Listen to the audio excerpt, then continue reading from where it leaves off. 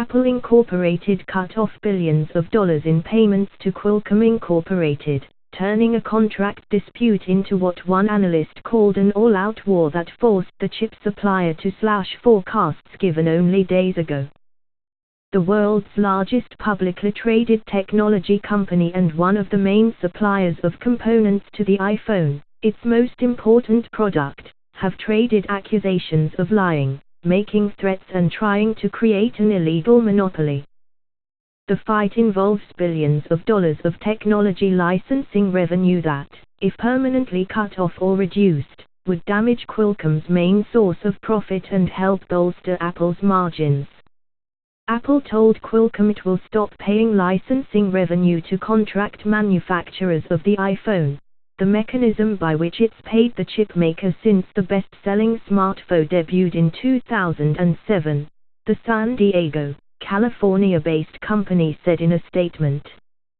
Qualcomm removed any assumption it will get those fees from its forecast for the current period.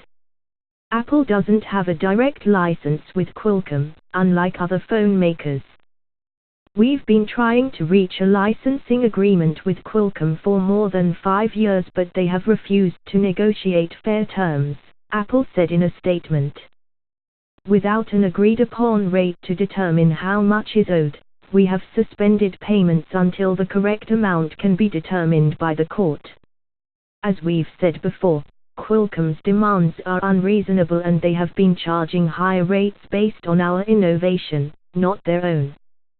Qualcomm said revenue in its fiscal third quarter ending June will be $4.8 billion to $5.6 billion, down from last week's prediction of $5.3 billion to $6.1 billion.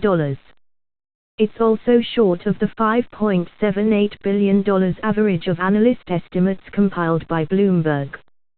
Earnings per share will range between 52 cents and 62 cents, compared with the earlier forecast of 67 cents to 92 cents.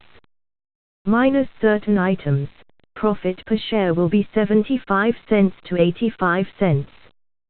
For Qualcomm, Apple's move is a further infringement on its legal agreements with the contract makers of the iPhone, who also make devices for other companies. Those agreements predate Apple's entry into the phone market and are still legally enforceable. While Apple has acknowledged that payment is owed for the use of Qualcomm's valuable intellectual property, it nevertheless continues to interfere with our contracts, said Don Rosenberg, Qualcomm's general counsel.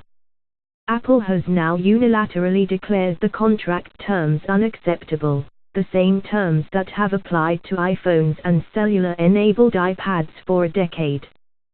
He said Apple's interference with Qualcomm's agreements to other parties is wrongful and part of the Cupertino, California-based company's global attack on Qualcomm.